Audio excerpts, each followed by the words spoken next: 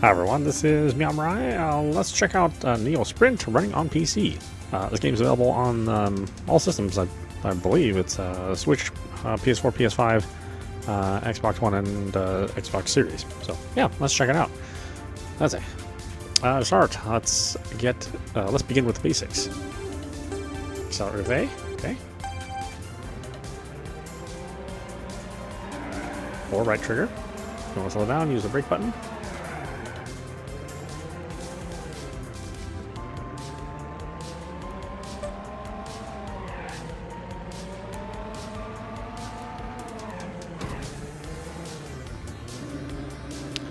Steer your vehicle, use left and right buttons. I mean, yeah. Okay, thank you.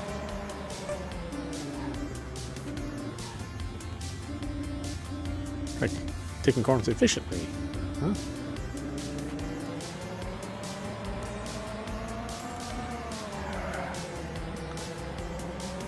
Flare indicator shows you where you are on the track. Use it to your advantage and stay ahead of the race.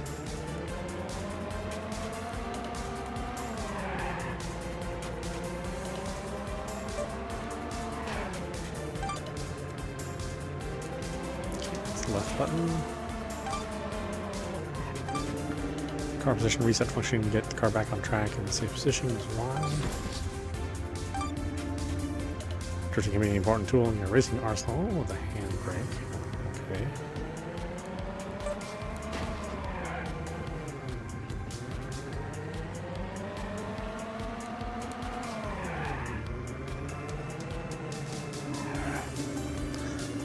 Enter corner, try initiating a drift by tapping the handbrake button and steering.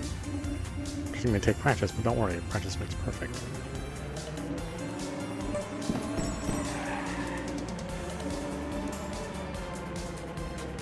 Keep pressing and experimenting, improving your performance. Good luck on the track. Okay, seems simple enough. I mean, Sprint is a very old series. I mean, I think the first game was in black and white. So that just lets you know. Let's see here. What? I think we can do high detail. Full screen, use VSync. Okay, well, I guess let's do it. Single player, campaign, Grand Prix, free race, obstacle course, and time trial. Let's hit the campaign.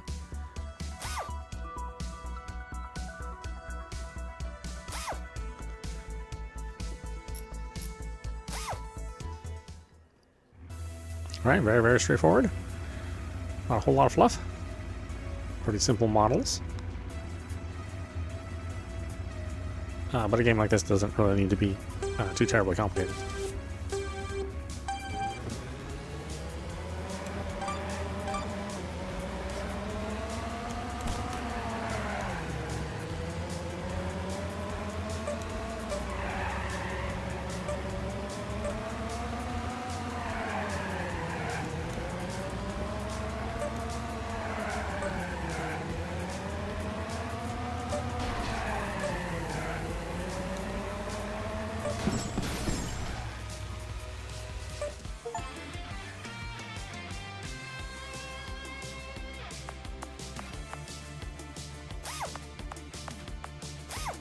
Okay, yeah, very much reminds me of the original Super Sprint.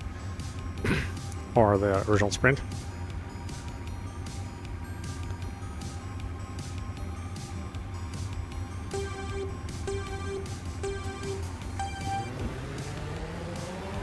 In fact, they seem like the old tracks.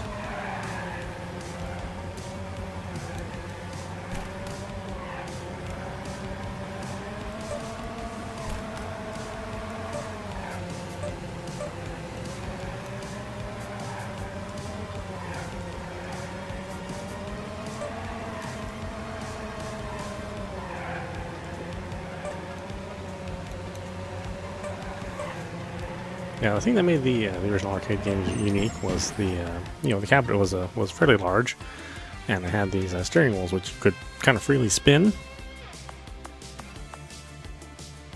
It gave it a really good feel when you were taking corners, all the sharp corners in the game. Obviously, you wouldn't be able to replicate that in any way, But I think they're trying to get the spirit of it with the ability to drift.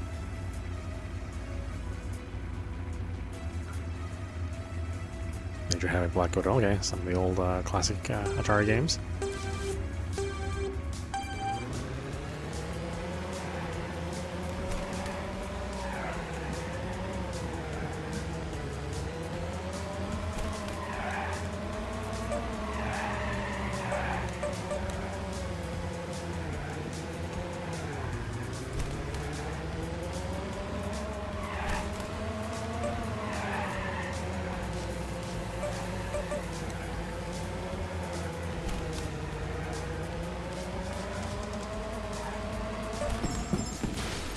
I think a lot of us growing up, if you were growing up in the 90s, probably played a lot of Championship Sprint or Super Off-Road.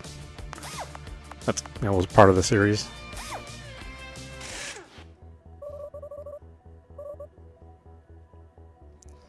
A challenge on my home turf? Let's go! I think the last game in the series was Badlands.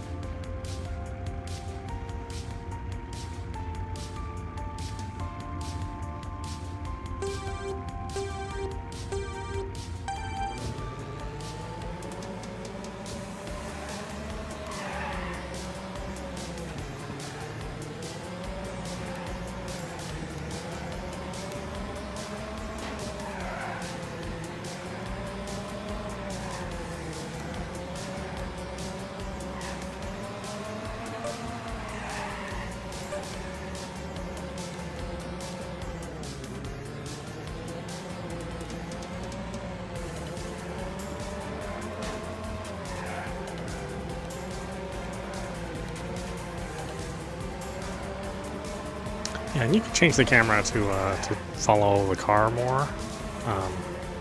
So you'll sort of limit the ability to see the track around you.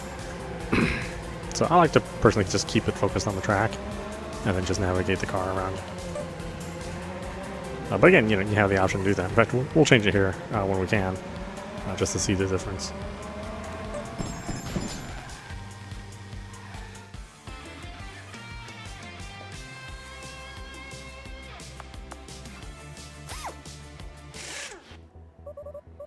Oh my god, you're like actually good.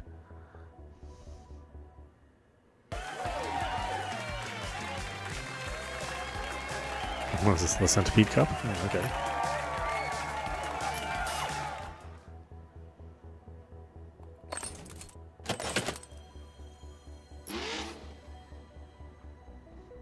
Oh, okay, we get stuff. There's also a track editor in this game as well.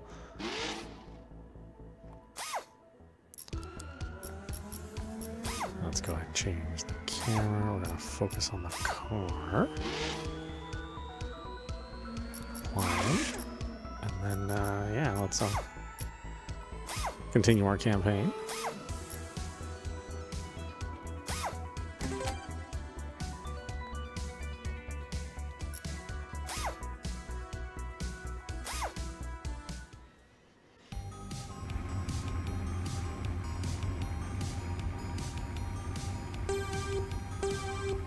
You can see the camera zoomed in a bit more.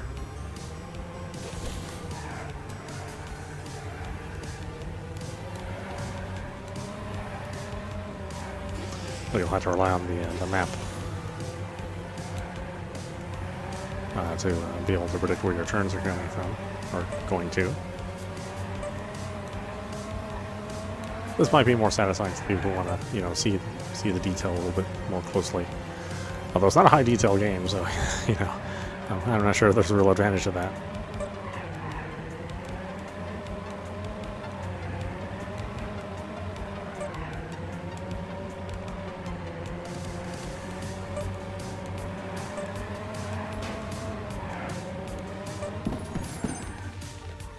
I think people may be more familiar with, like a rock and roll racing, which falls in this genre, although it's not part of the series.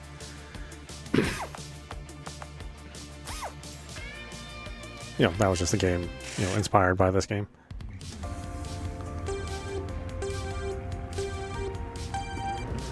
So if you're more familiar with a game like that, then maybe this follow camera is more palatable for you.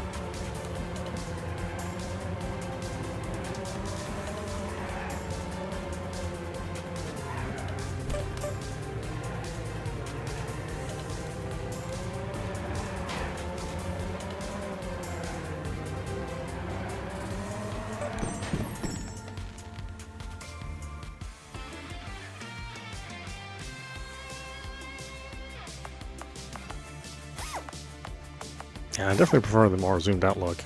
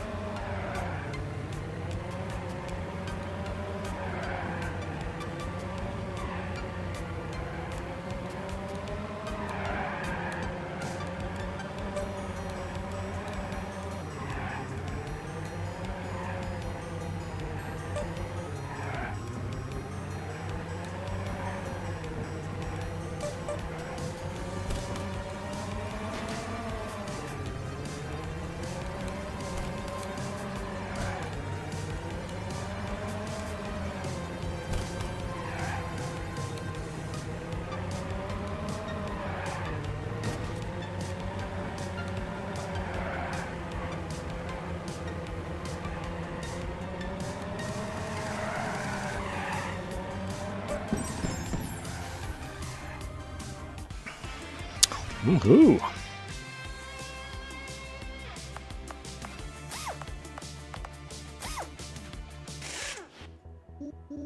Well, well, look what the cat dragged in. Chuck, if that's your real name.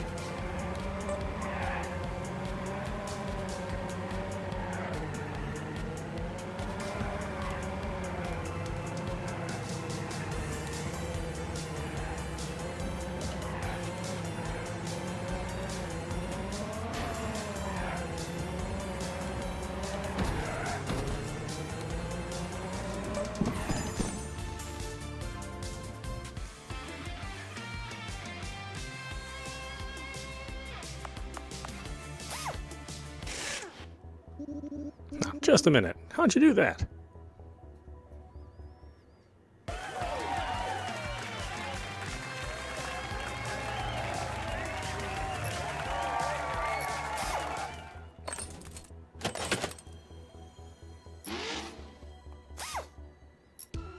Alright, got more stuff. Let's change the camera back.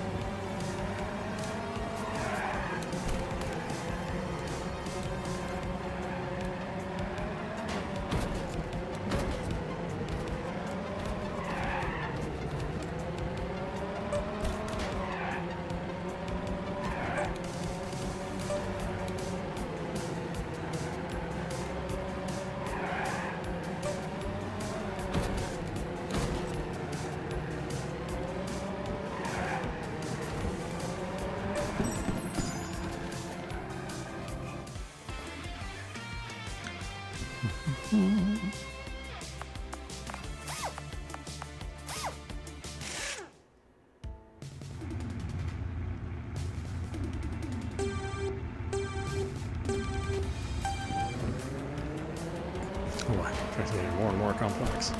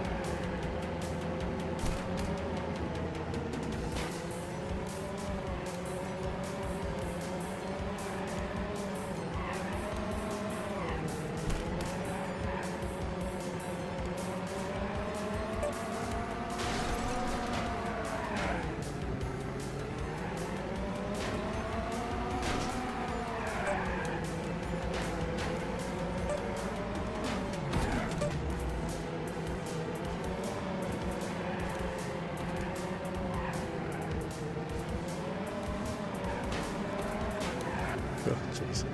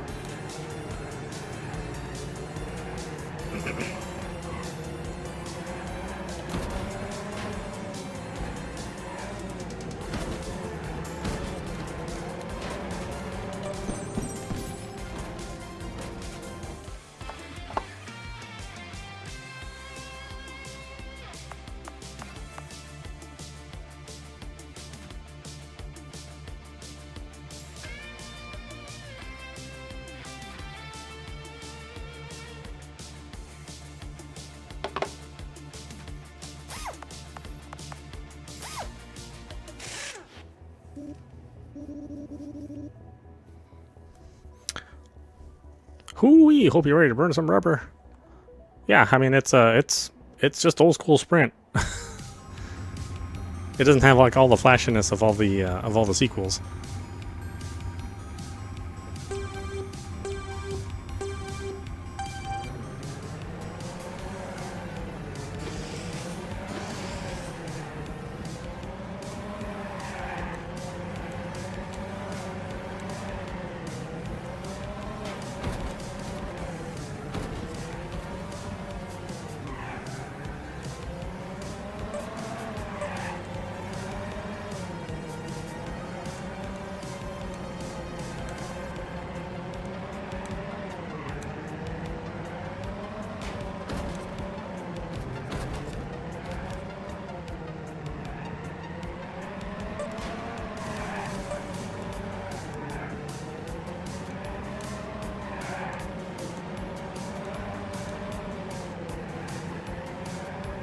Yeah, and there's a follow mode where you're closer to the action and you're following the car.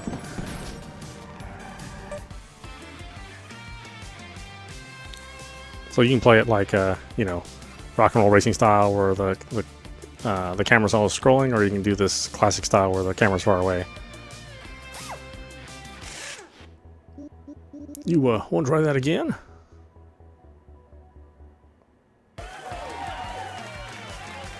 Yeah, this is very basic. I mean, there's nothing flashy about this game.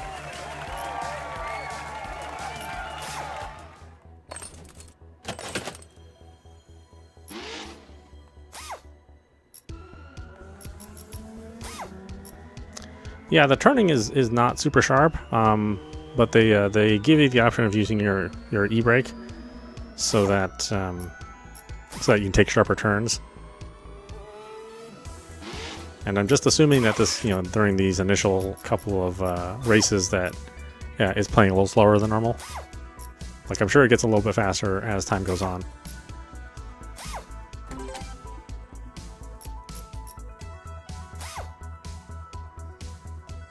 And you can change the sensitivity of your steering too. Maybe if you want it to turn sharper more quickly.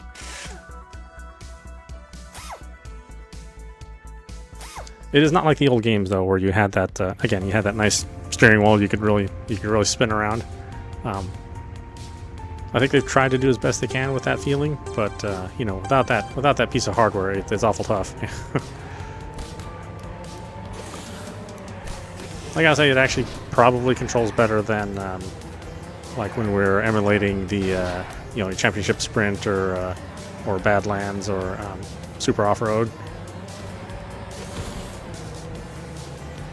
At least you have some control here.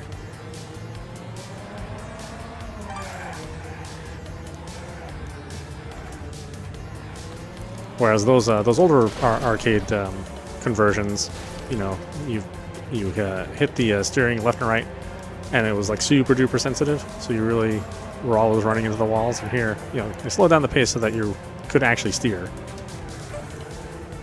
So again, I can see why they made that decision, just to make it more playable on a controller.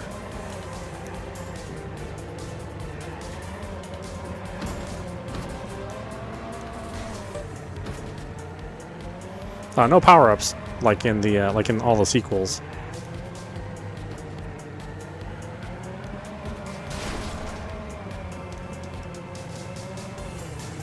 At least so far. I mean, maybe they're going to add them later. I'm not really sure.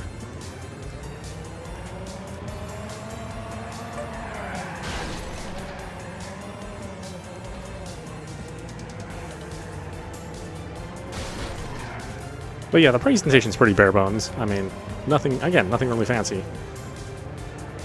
I'm guessing it looks this way because, you know, they have their own system that they're selling, that Atari box or whatever it's called, which is a pretty low spec system. And I think this game is like available for every platform out there, you know, even on mobile devices. So it's going to limit, you know, how good it's going to look. But, you know, I mean, the Sprint series has never been, like, about graphics.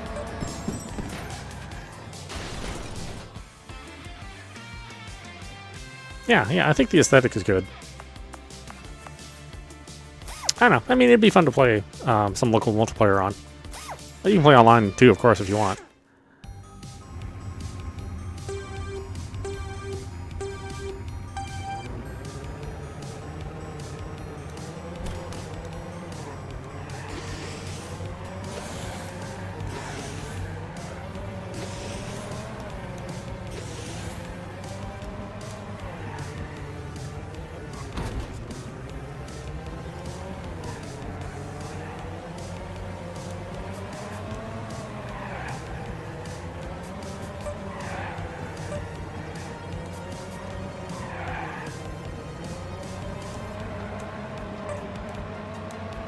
Alright, see now the pace is picking up a bit. Gotta hit the E-brake a lot more.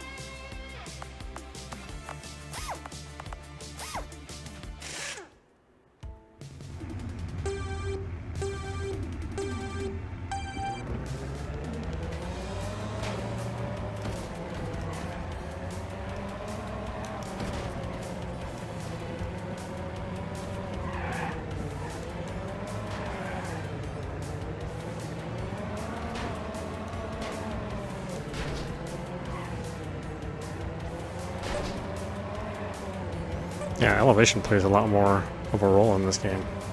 I mean, the old games were just 2D tracks, 2D flat tracks.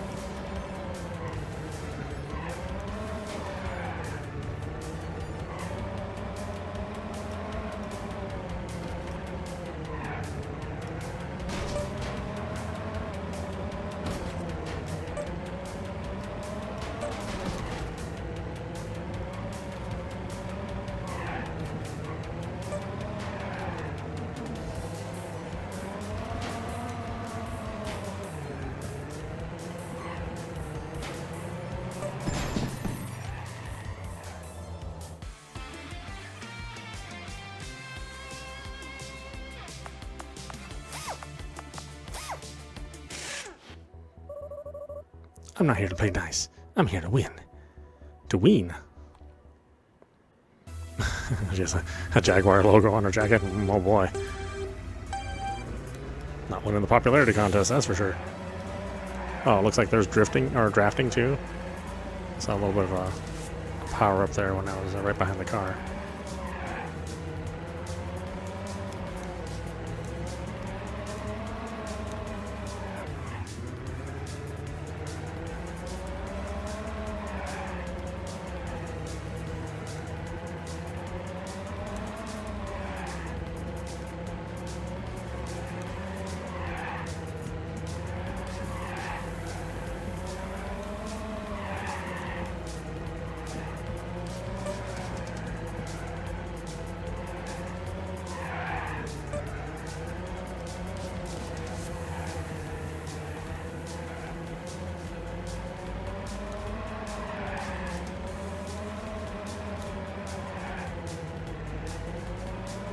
Yeah, I think I'm starting to get the hang of it. It does take a little while.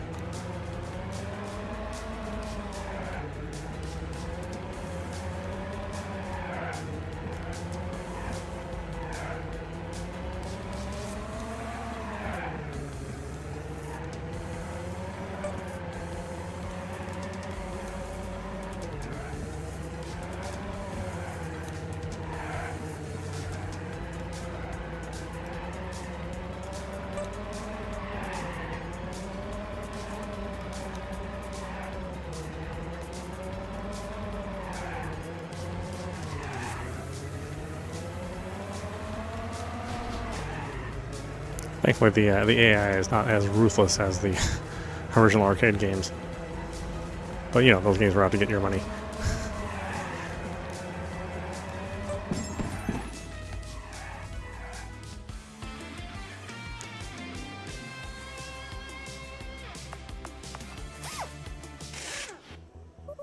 I lost?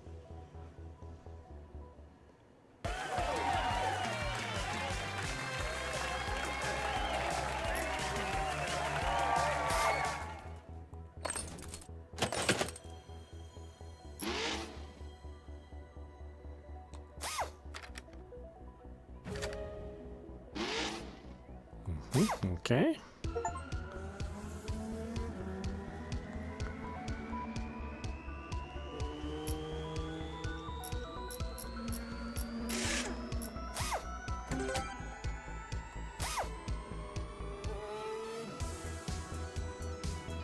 We change our driver too. Oh, okay. Interesting.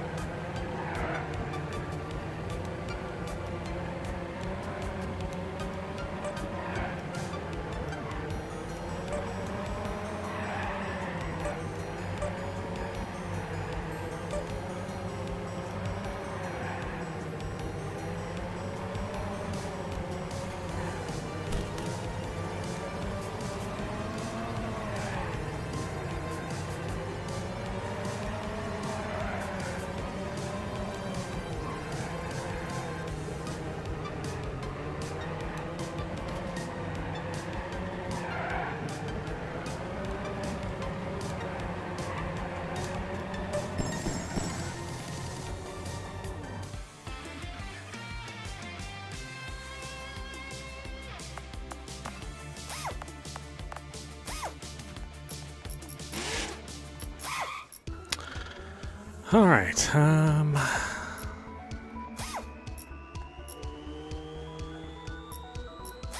Let's see. Is the championship any different? Oh, okay. You can just pick from the tracks that you were playing before. So essentially, it's like a replayed mode. And you can customize the tracks. It's the obstacle course.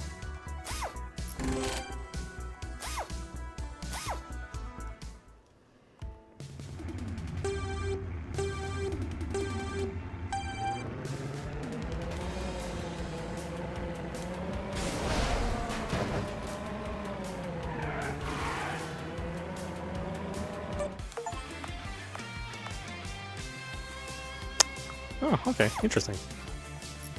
No, it's kind of what you think it would be. And time trials are pretty self-explanatory with free race. Let's take a look at the interface for building tracks. Obviously, not interested in building tracks. You might be wondering, where do you start with the track builder? Don't worry, the track builder is designed to be easy to use. The toolbars at the side and bottom of the screen contain all the tools you need to build your track. The sidebar has functions for selecting, placing, moving, rotating pieces, as well as for testing and saving tracks. The first piece you will need to place is the starter piece. This is the piece that marks the beginning of the track. Just select it and place it on the grid to get started. The track builder has a handy grid system that makes it easy to align your pieces.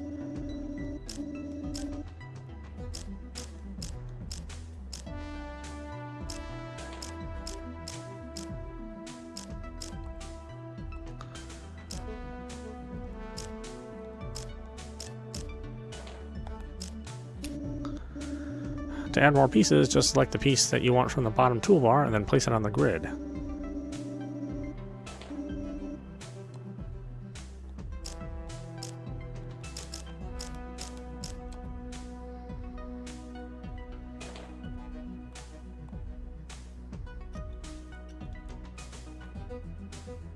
I want to rotate the piece. Okay. I see. You can easily delete a piece by selecting it and then using the delete button. Just be careful not to delete pieces you still need.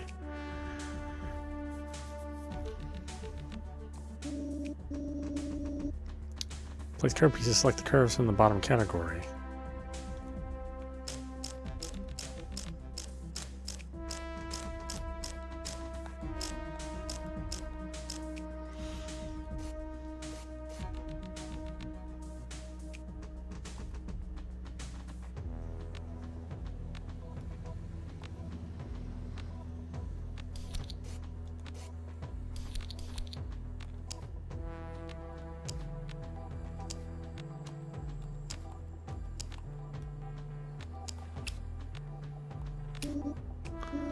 Okay, here you have it. Let's finish the track and put a forward piece here.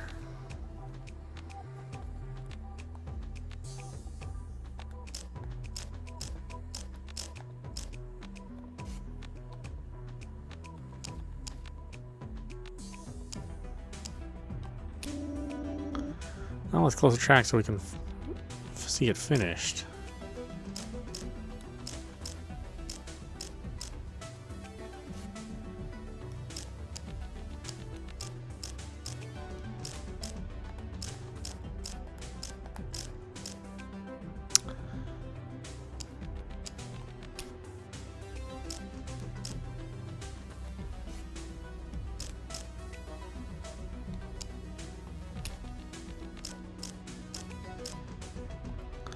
Boy, it wants you to do diagonals. It's very hard to do diagonals. Okay, and we can test it. Track validation helps to check your track for any issues that might prevent it from being playable.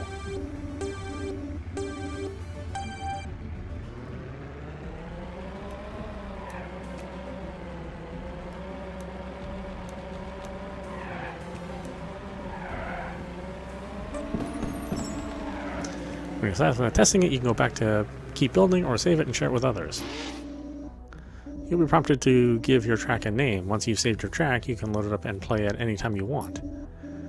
To share your track, select the share button in the menu list.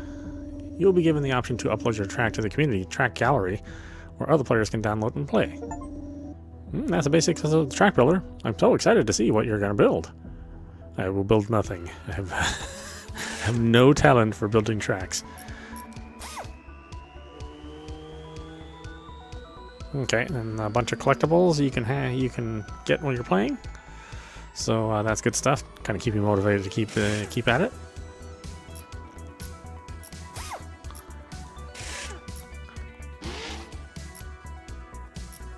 And yeah, well, I guess that's all there is to it. This is meowmurai. You've been watching NeoSprint running on the PC. Again, this is available for all the platforms. So. You know, Switch and Xbox, PlayStation, and all the variants therein. I'd say it's closer to like Championship Sprint, and not the later games which gave you weapons and which gave you weapons, right? And then it gave you like power-ups that you ran into on the track. So it's a little bit less arcadey than the original source material. But that being said, it plays pretty well, and having the track editor is nice. It'll keep it nice and fresh, and I'm not sure how popular the game is, but it's also nice to be able to browse through community tracks in case you want to check out somebody else's track styles. And it seems like the progression is nice and easy. It's a easy game to play, which is the way it should be. I mean, it's a sprint game. I think the only real minus is that it's just not very fancy looking. But I get it. They're kind of going for an older aesthetic. It has to run in the Atari box, so they have to keep that in mind as well. Yeah, I mean, I think it's worth checking out. As for casual play, you might want to wait for it to go on sale. I think right now it's going for like $23. I think it's what I paid for it on Steam. And you know, whether or not you think that's a good price for it, I guess is going to be up to you. But it'd be fun for online play and local play, and you know, with that in mind, I think it's worth checking out. Anyway, I hope you enjoyed watching. I will see you at the next stream.